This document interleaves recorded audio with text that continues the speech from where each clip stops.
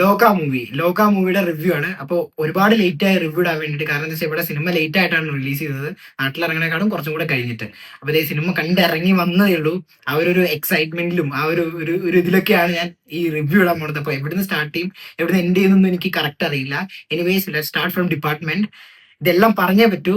ആദ്യ ഡയറക്ടർ എന്ന് പറയാം ഡൊമിനിക് അരുൺ. ആളുടെ രണ്ടാമത്തെ സിനിമയാണ്. ആദ്യത്തെ തരംഗം എന്ന് പറഞ്ഞിട്ടുള്ള ടോമിനോയുടെ സിനിമയായിരുന്നു. ആൻഡ് ഇതിലേക്ക് വരുന്ന സമയത്ത് ജോണർ ആവട്ടെ എല്ലാം ആവട്ടെ നല്ല മാറ്റമുണ്ട്. പക്ഷെ ഇത് ആളുടെ കരിയറിലെ രണ്ടാമത്തെ പടമാണെങ്കിലും ഇത് ബെസ്റ്റ് ആയിരിക്കും. ഇത് എപ്പോഴും ഹൈലൈറ്റ് ചെയ്ത് നിൽക്കാൻ പോണ ഒരു പടമായിരിക്കും. ഇനി അടുത്ത പടങ്ങൾ വരാണ്ടാവും, പക്ഷെ ഇത് എന്തായാലും ഹൈലൈറ്റ് ചെയ്ത് നിൽക്കാൻ പോണ ഒരു പടമായിരിക്കും definitely. And he deserves a huge round of applause man. അടിപൊളിയായിട്ടാണ് ചെയ്തിട്ടുള്ളത്.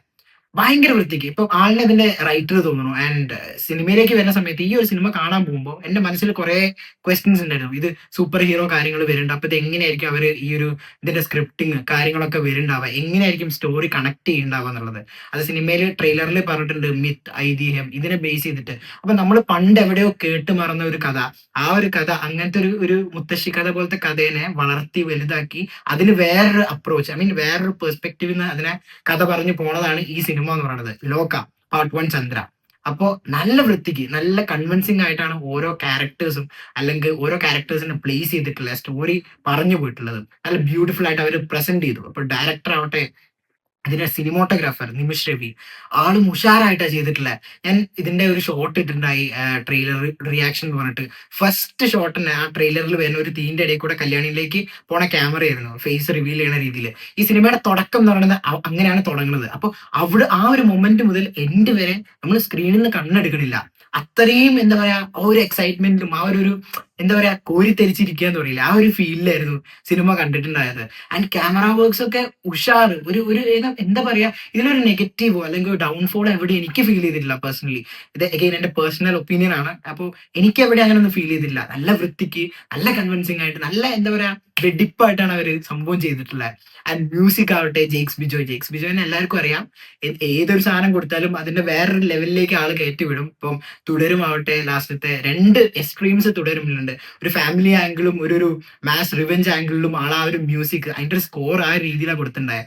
ഇതിലേക്ക് വരുമ്പോഴും സെയിം അവസ്ഥ. കാരണം ആള് ഓരോ ക്യാരക്ടേഴ്സിനും ഓരോ കൈൻഡ് ഓഫ് ബാക്ക്ഗ്രൗണ്ട് സ്കോറാണ് കൊടുത്തിട്ടുള്ളത്. ആൻഡ് അത് ഭയങ്കര ആപ്റ്റ് ആയിട്ട് ഭയങ്കര വൃത്തിക്ക് പ്ലേസ് ചെയ്ത് കൊണ്ടുപോയി എന്നുള്ളതാണ് വേറെ ഒരു കൈയടിക്കാൻ അവർക്കൊരു എന്താ പറയാ ഒരു റെസ്പെക്ട് കൊടുക്കേണ്ട ഒരു സംഭവം എന്ന് പറയുന്നത്. ആൻഡ് ഇതിന്റെ ഇന്റർവെൽ സീനാവട്ടെ, തുടക്കം സീനാവട്ടെ, ഏത് സീനാവട്ടെ, എലിവേഷൻ വരുന്ന സമയത്ത് ജെയ്ക്സ് ബിജോയിന്റെ ഭാഗത്ത് നിന്ന് വലിയൊരു എന്താ പറയാ ഒരു കോൺട്രിബ്യൂഷൻ വന്നിട്ടുണ്ട്. അത് നമുക്ക് പേഴ്സണലി നമുക്ക് ഫീൽ ചെയ്യും. ഒരു ഗൂസ് ബംസ് ഒക്കെ വരുന്ന അത് വരാനുള്ള മെയിൻ കാരണം ബാക്ക്ഗ്രൗണ്ട് സ്കോറും പിന്നെ വിഷ്വൽ ആണല്ലോ. അപ്പൊ ആ ഒരു കാര്യത്തിൽ ഈ സിനിമ ഉഷാറാ. വിഷ്വൽ സൈഡ് ആവട്ടെ, ക്യാമറ, ഡയറക്ഷൻ, എല്ലാം ഓരോ ഡിപ്പാർട്ട്മെന്റും മരിച്ച് പണിയെടുത്തിട്ടുണ്ട്. കാരണം ഒരു കോമ്പറ്റീഷൻ പോലെ ഒരു ഒബ്ജക്റ്റീവ് വെച്ചിട്ട് ഓക്കെ ആരാണ് അവിടെ ഫസ്റ്റ് എത്തുക, ആ ഒരു രീതിയിലാണ് അവരിതിനെ കൺസീവ് ചെയ്തിട്ടുള്ളത് തോന്നി. എനിക്ക് സിനിമ കണ്ടപ്പോൾ അങ്ങനെ തോന്നിയത്. അങ്ങനെ ഓരോരുത്തരും മത്സരിച്ച്, ഈവൻ ആർട്ടിസ്റ്റുകൾ ഇപ്പൊ കല്യാണി ആവട്ടെ, നസ്ലിൻ ആവട്ടെ, വേറെ കുറെ പേരുണ്ട്.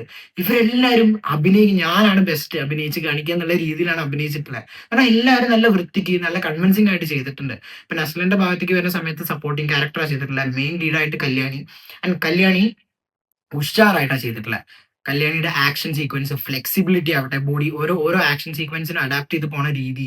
ആൻഡ് ഇതിൽ കല്യാണിക്ക് കുറെ എന്താ പറയാ ആക്ഷനും അതേപോലെ മൂവ്മെന്റ്സും ഭയങ്കര ഡിമാൻഡ് ചെയ്യണ ഒരു ക്യാരക്ടറാണ്. അപ്പോൾ അതാള് ഭയങ്കര ഭംഗിയായിട്ടാണ് ചെയ്തിട്ടുള്ളത്. ആൻഡ് ഈ സിനിമ ഇറങ്ങി ഒരു 2-3 ദിവസം കഴിയുമ്പോൾ ആൾക്കാർ എന്തായാലും ഡെഫിനറ്റ്ലി കല്യാണിനെ കുറിച്ച് നല്ലോണം കല്യാണിനെ കുറിച്ച് പറയാൻ ചാൻസ് ഉണ്ട്. കല്യാണിയുടെ ഒരു എന്താ പറയാ വേറൊരു എന്താ പറയാ ഡയമെൻഷൻ, വേറൊരു എലിവേഷൻ എന്ന് പറയില്ലേ, ഒരു ചെറിയ റോളല്ല, ആള് ചെയ്യണ സ്ഥിരം റോളുകളിൽ നിന്ന് മാറിയിട്ട് ഭയങ്കരമായിട്ടുള്ള വ്യത്യസ്തമുള്ള ഒരു റോളിലേക്ക് ചെയ്യുമ്പോൾ അത് എന്തായാലും ആൾക്കാർ ഏറ്റെടുക്കും. ആൾക്കാർ അതിനെക്കുറിച്ച് പറയും, നല്ല രീതിയിൽ പറയും, ഞാൻ വിശ്വസിക്കണം. ആൻഡ് എനിക്ക് ഭയങ്കര ഇഷ്ടമായി കല്യാണിയുടെ റോള്. ഈ ക്യാരക്ടർ ഭയങ്കര ഇഷ്ടമായി. ആൻഡ് വേറെയും കുറെ ആൾക്കാർ വരുന്നുണ്ട് സിനിമയിൽ വന്ന് പോയിക്കൊണ്ടിരിക്കുന്നുണ്ട്.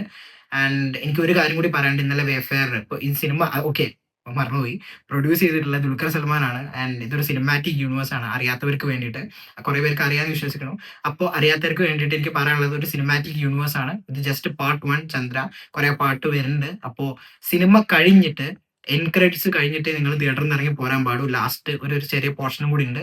അതൊരു എന്താ പറയാ ഇന്നലെ വേഫെയറിന്റെ ഒരു ഇൻസ്റ്റാഗ്രാം പോസ്റ്റ് ആയിട്ട് ഇട്ടിട്ടുണ്ടായി. അപ്പോൾ അതൊരിക്കലും മിസ് ചെയ്യാതിരിക്കുക. ആൻഡ് സിനിമയിൽ കുറെ സർപ്രൈസിങ് എലമെന്റ്സ് വരുന്നുണ്ട്. കുറെ ഒരു ബഞ്ച് ഓഫ് സർപ്രൈസസ് ഉണ്ട്. So please don't spoil. കണ്ടവരാരും അത് സ്റ്റാറ്റസ് ഇട്ടിട്ടോ അല്ലെങ്കിൽ ഓരോ ക്യാരക്ടേഴ്സ് വരുമ്പോൾ അതിന്റെയൊക്കെ ഫോട്ടോ എടുത്തിട്ടോ എവിടെ ഷെയർ ചെയ്യാതിരിക്കുക. ആൻഡ് അത് ബാക്കിയുള്ളവരുടെ ഒരു വ്യൂവിങ് എക്സ്പീരിയൻസ് ഭയങ്കരമായിട്ട് ബാധിക്കുന്നു ഞാൻ വിചാരിക്കണം. ആൻഡ് എനിക്ക് ഈവൻ ഞാൻ ഇന്ന് രാവിലെ ഒരു പോസ്റ്റ് കണ്ടൊക്കെ നമ്മൾ വേണം വിചാരിച്ച് കാണണമല്ലോ, ജസ്റ്റ് ഇൻസ്റ്റാഗ്രാം ഒക്കെ സ്ക്രോൾ ചെയ്യുമ്പോൾ കണ്ടുപോയി. ആൻഡ് ഞാൻ ആദ്യം മനസ്സിൽ അങ്ങനെ ഉണ്ടാവും എന്ന് പ്രതീക്ഷിച്ചായിരുന്നു, അതുകൊണ്ട് എനിക്കത് വലിയ ഡിസ്റ്റർബിംഗ് ആയി തോന്നിയില്ല. പക്ഷെ ആദ്യമായിട്ട് ഒരു എക്സൈറ്റ്മെന്റ് വെച്ചിട്ട് ഒരാൾ കാണാൻ പോകുമ്പോൾ ആൾക്ക് അത് ഭയങ്കര ബുദ്ധിമുട്ടാവും. സോ അങ്ങനെ ആരും ചെയ്യാതിരിക്കുക, സ്പോയിൽ ചെയ്യാതിരിക്കുക. സിനിമ തിയേറ്ററിൽ തന്നെ മാക്സിമം കാണാം. എല്ലാ ക്യാരക്ടേഴ്സും എല്ലാവരും എല്ലാ ആക്ടേഴ്സും പെർഫോമൻസ് വൈസ് ഉഷാറായി ചെയ്തിട്ടുണ്ട്. ഓരോരുത്തരും അടിപൊളിയായി ചെയ്തിട്ടുണ്ട്. ആൻഡ് ഇത് എൻ്റെ ഒരു പേഴ്സണൽ ഒപ്പീനിയൻ ആണ്. അഗെയിൻ നിങ്ങൾക്ക് നിങ്ങളുടേതായിട്ടുള്ള ഒപ്പീനിയൻസ് ഉണ്ടാവും ഷെയർ ചെയ്യാൻ വേണ്ടിയിട്ട്. സോ സിനിമ കാണാൻ കണ്ടു വന്നിട്ട് കമന്റ് ബോക്സിൽ ഷെയർ ചെയ്യാം. അപ്പോൾ എല്ലാവർക്കും എന്താ പറയാ ഒരു അഡ്വാൻസ് ഹാപ്പി ഓണം. അപ്പോൾ കുറെ സിനിമകളുണ്ട് വേറെയും, എല്ലാം കാണും, നമ്മുടെ ചാനലിൽ കൂടെ റിവ്യൂ ചെയ്യും. അപ്പോൾ കൂടുതൽ റിവ്യൂവിന് വേണ്ടിയിട്ട് സബ്സ്ക്രൈബ് ചെയ്യുക, like my page, like my video, share that with your family and friends. That's it. ആ ഒരു എക്സൈറ്റ്മെന്റ് ആണ് ഗൈസ്. അപ്പോൾ എല്ലാവരും തിയേറ്ററിൽ പോയിട്ട് പടം കാണാം. ഉഷാറ് പടമാണ്. That's it. ബൈ.